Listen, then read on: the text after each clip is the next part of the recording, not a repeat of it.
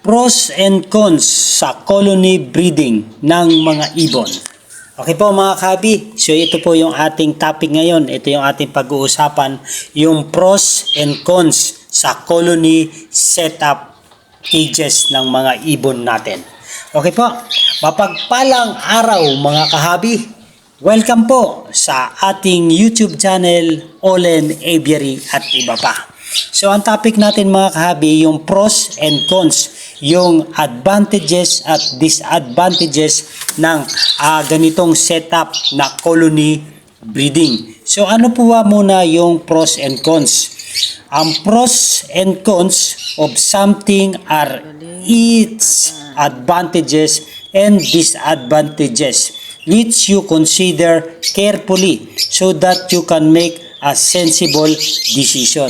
Okay po? So yung pros and cons po sa colony breeding ay tayo po ang magdidesisyon kung ano po yung ating nais na setup sa pag-aalaga ng mga ibon. Okay po? So unahin po natin yung pros. Ano ba ibig sabihin ng pros? What is the meaning of pros? Pros po yung advantages. Ito po yung ating pag-uusapan sa ngayon mga kahabi. So yung pros po muna tayo.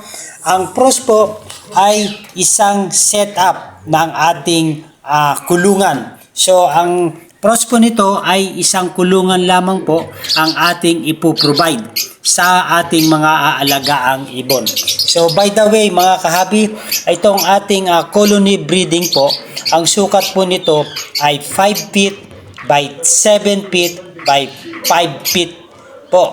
So yung sa harapan po, yung taas niya ay 7 feet. Yung sa likuran naman po, ang taas niya ay 5 feet. Okay po, dahil may slope po yung ating mga cages na colony. So yun po ang isa sa pros ng ating colony setup.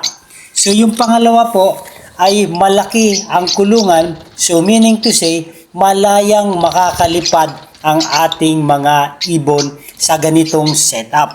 Sa prawns po ito mga kahabi. So malaya sila, may spread nila yung kanilang wings at saan-saan po sila makakalipad dahil sa laki po ng kanilang liliparan at sa laki po ng colony cages. Pangatlo po mga kahabi ay ang mga pros sa colony breeding setup ay yung pag-pair nila. Natural pairing po. So sila po ang makakahanap ng mga ipipair nila or makakaparehas. So sila po. Hindi na po tayo mag-aalala kung sino ang male, sino ang female dahil sila na po sa setup ng colony breeding ay sila na po ang maghahanap through natural pairing. So sa mga inakay, mga progenies po ay malaya din po silang makakalipad, makakagalaw dahil sa laki po ng kanilang colony cages. So yun po ang mga pros ng colony breeding ng mga ibon natin. Okay po? So yun ang mga advantages sa ganitong setup. Malaya silang makakalipad. Iisa lamang po ang ating ipoprovide na mga kulungan. Okay po mga habi. At kung nagustuhan nyo itong video na to, ay humingi ako ng favor. At sa mga bagong viewers din po na napadaan sa channel na ito, ay humingi ako ng pabor man lang kahit sa maliit na kapamaraanan na pakisubscribe po yung ating YouTube channel sa mga nahihilig na ganitong usapin patungkol po sa buhay mag-iibon, Olen Aviary at iba pa. Okay po? So yun po ang maganda pag colony breeding. So sa mga kahabi natin na nahihilig sa ganitong setup, tulad na itong nakikita natin, natural pairing po sila. So hindi na natin kailangan hanapan or kung sino ang ating ipapares sa ating mga ibon. So hindi na natin kailangan magpa-DNA. Okay po, dahil natural pairing na po yung setup sa ganitong colony breeding.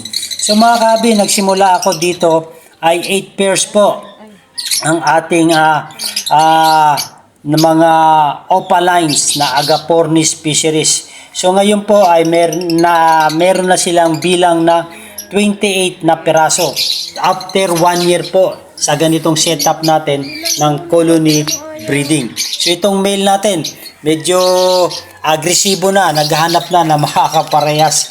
Okay po. So sa mga hindi ko nabanggit patungkol sa mga pros na colony setup ay paki-message po para maibahagi din natin sa ating mga kasamang baguhan na gustong ganitong setup. So doon naman po tayo sa cons. So what is the meaning of cons? Ito po yung cons ay yung disadvantages naman po. Ano naman ang mga disadvantages or cons ng ganitong setup ng colony breeding? Una-una po, yung kung meron tayong pinaproject na mga papalabasin na mga mutation ng ibon. So hindi po natin makikita dito sa colony cages kung meron tayong gustong i-project dahil hindi natin alam kung sino yung magpapares. So kailangan po, kung gusto natin mag-project ay separate cages, individual cages. Yun po ang cons na ganitong setup. Pangalawa po, hindi na po natin monitor yung mga linyada or mga mutation ng mga pinanggalingan ng mga inheritance or mga magulang ng ating setup. So ito po yung cons sa ganitong setup ng colony breeding. Medyo malilito na tayo dahil colony cages sila, hindi na natin mamomonitor kung sino yung mga kapares, sino yung nagpapares at yung mga progenies nila dahil po sa ganitong setup. Ito po yung cons sa ganitong colony breeding. Okay po mga kahabi, kung meron kayong nais na napansin sa mga cons sa ganitong setup ng colony breeding ay paki-comment po para madagdag din po sa akin kaalaman ang mga cons ng mga ganitong uri or mga disadvantages sa colony breeding ng mga ibon. Okay po, so ito po yung ating Agapornis fisheries or tinatawag na African lovebirds. So lahat po ito mga kahabi ay mga opaline. So meron pa ito Ewing, Lutino, pero wala po rito, hindi po ako naghalo rito ng mga black mask or yung mga personatos para hindi po mag-iba yung ating mga kalalabasan ng mga progenies. Okay po, so ang mga cons pa rito mga kahabi ay hindi tayo magkakaroon ng forced breeding kung sino yung gusto nating pagparisin. Okay po, so by the way mga kahabi, ito na po yung ating mga progenies ng ating mga African lovebirds.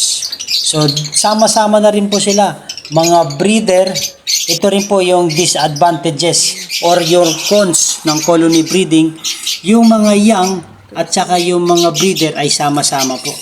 So ito mga kahabi, meron tayong mga nest box dito na may mga progenies at meron ding mga hindi napisa na mga itlog ng ating mga Indian ringneck. So normal po yan na hindi po lahat ng naiitlog nila ay fertile. So yun po ang mga cons ng ating mga setup ng colony breeding. Hindi natin ma-set up yung ating project pag ganito pong setup ng colony cages. Okay po, so nasa atin na po mga kahabi kung ano po yung nais natin sa mga gustong ganitong setup ng colony cages or individual cages. So ito bibigyan din natin sila ng Madre de Agua. Ito po yung alternative natin na mga treats ng ating mga ibon. At bukod sa malunggay, mulberry, binibigyan din po natin sila ng Madre de Agua. Maganda rin po ito sa kanila na pagkain o greeny leaves para sa ating setup. So mga kahabi, maraming po salamat kung sa mga gustong ganitong setup. Ito yung tinatawag na colony breeding ng ating mga ibon. Ngunit obserbahan din po natin yung pros and cons kung ano po yung gusto natin na mangyari sa ating colony pag ganito po ang setup na gusto natin. Siyempre meron po talaga itong mga pros and cons. So nasa atin na po kung gusto natin tanggapin yung mga cons o yung mga disadvantages sa ganitong setup. So kaya naman tayo nag-setup ng ganito na colony breeding dahil meron tayong pros, yung advantages. So doon po tayo tumingin kung ano po yung ikagaganda sa pros o yung advantages sa ganitong setup.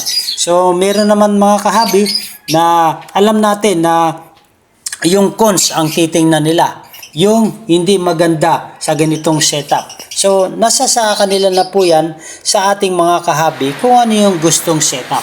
Dahil mayroon naman tayong kanya-kanyang pananaw sa ganitong mga setup or sa ating mga pag-aalaga.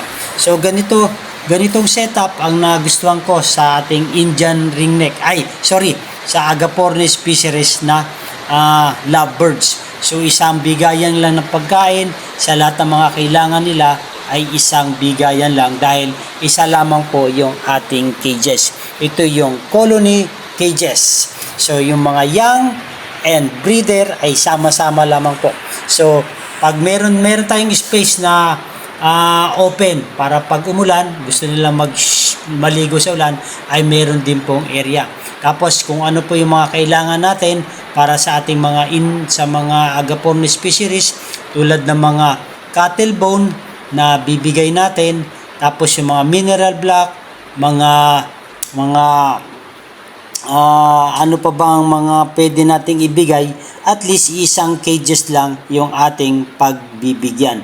Ito po ang maganda sa colony cages, hindi tayo hassle sa pagpapakain. Hindi tulad ng mga individual na mga cages ay marami po tayong pakakainin. Okay po mga kahabi, at kung nagustuhan nyo itong video na to ay humingi ako ng favor, please subscribe my YouTube channel, Olen Aviary at iba pa. Maganda ang buhay pag may alagang ibon sa ating bahay. Mabuhay and God bless. Thank you for watching mga kahabi!